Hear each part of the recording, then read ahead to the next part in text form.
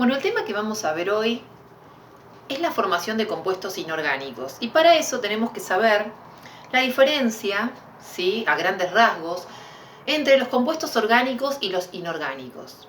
Por lo general, todos los compuestos orgánicos tienen en su composición química al elemento carbono, que es el elemento considerado como el elemento de la vida, al cual suelen unirse en forma covalente átomos de hidrógeno para formar, por ejemplo, hidrocarburos. Esos son compuestos orgánicos.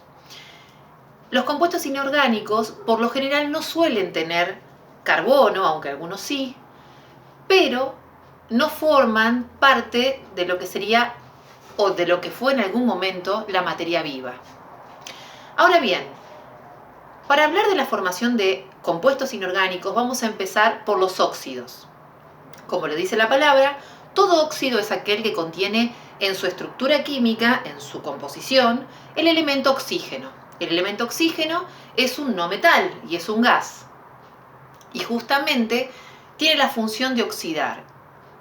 Por lo tanto, vamos a tener dos tipos de óxidos, óxidos metálicos y los óxidos no metálicos. Vamos a empezar a ver la manera en que se representan estos compuestos que son obtenidos a través de reacciones químicas, que se van a representar a través de ecuaciones químicas.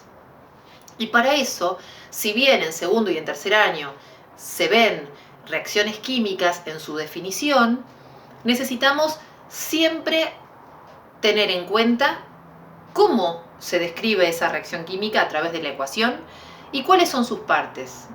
Siempre vamos a tener reactivos que van a reaccionar para dar origen a productos. Es decir, por ejemplo, yo podría considerar A más B, la flecha que tiene un sentido que me indica hacia dónde va esta reacción química y me va a dar, por ejemplo, AB. Esta parte de la ecuación química se denomina reactivos. También podemos encontrarla como reactantes. La flecha lo que me indica es para dar, para obtener. Y lo que vamos a obtener como resultado final van a ser los productos. Existen diversos tipos de reacciones químicas. Tenemos reacciones químicas de oxidación, de descomposición, de síntesis, de desplazamiento, de sustitución, etcétera, etcétera. Pero ahora nos vamos a centrar en un tipo de reacción sencilla en la cual un metal o un no metal reaccionan con oxígeno. En este caso estamos simbólicamente representando AB para formar AB, ¿sí? En este caso estaríamos en presencia de una reacción de síntesis, es decir, se está elaborando un compuesto nuevo a partir de dos reactivos que están separados. Dejan de estar separados para formar un producto nuevo. Este más lo que me indica es que se combina la flecha para dar. Y en este caso el producto final sería AB. Esto es una manera esquemática como para tener en cuenta que las reacciones químicas son representadas a partir de ecuaciones que tienen un sentido. En este caso lo que me está indicando la flecha, que tiene solamente un sentido y es hacia el lado derecho, supuestamente si yo estoy observando esta ecuación diría que es irreversible, porque A más B me da AB y yo no tengo un retorno, por lo tanto se origina este compuesto sin poder, digamos, es la lectura de la ecuación, ¿no?, sin poder volver a su estado original. Si las reacciones químicas contienen una doble flecha en ambos sentidos, estamos diciendo que la lectura se interpreta que son reacciones reversibles, es decir, podemos volver al estado inicial de los reactivos, de la sustancia o elemento o componente original. Estas reacciones serían reversibles, en cambio, las que tienen un solo sentido son irreversibles.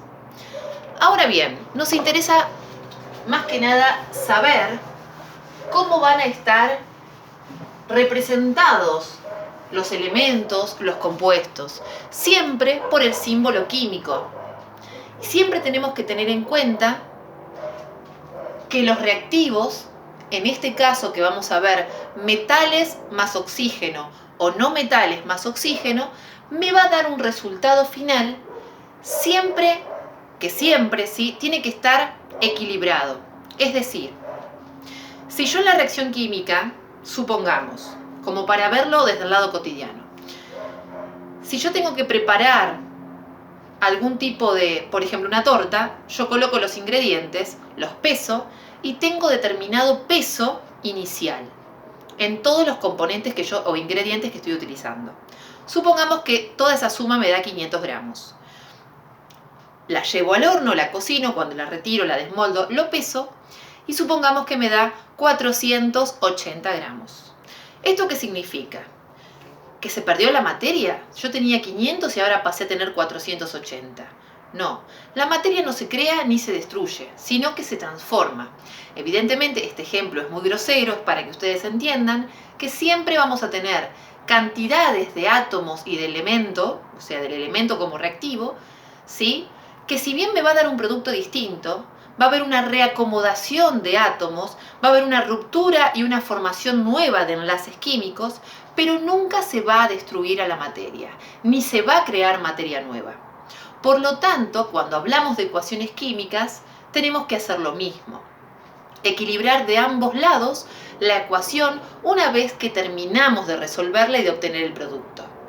A lo que voy con el ejemplo que di de la torta, es que si yo tenía 500 en los reactivos, en los ingredientes iniciales, y pesa esa torta cocinada, ya lista para consumir, 480 gramos, quiere decir que esos 20 gramos seguramente se transformaron en algún tipo de molécula como dióxido de carbono, vapor de agua, que fueron emitidos, liberados dentro del horno. Es decir, es mucho 20 gramos, pero yo quiero que vean que la materia no se crea ni se destruye, sino que se va a transformar. Evidentemente, esos 20 gramos que faltan en realidad están formando parte de otro compuesto que quizá fue, digamos, quedó en el horno o fue evaporado, ¿sí? En estado gaseoso. Lo mismo ocurre cuando utilizamos el combustible en un automóvil. Es decir, el combustible se gasta, pero en realidad no se destruye. Se va desgastando y va formando otros componentes, otros compuestos, ¿sí? Que se van a liberar a la atmósfera. Si tendríamos que reunir todos esos compuestos liberados, obtendríamos de nuevo los componentes que estaban en ese combustible en estado líquido. Pero eso es imposible. Siempre la materia se va a transformar, no se va a crear más ni se va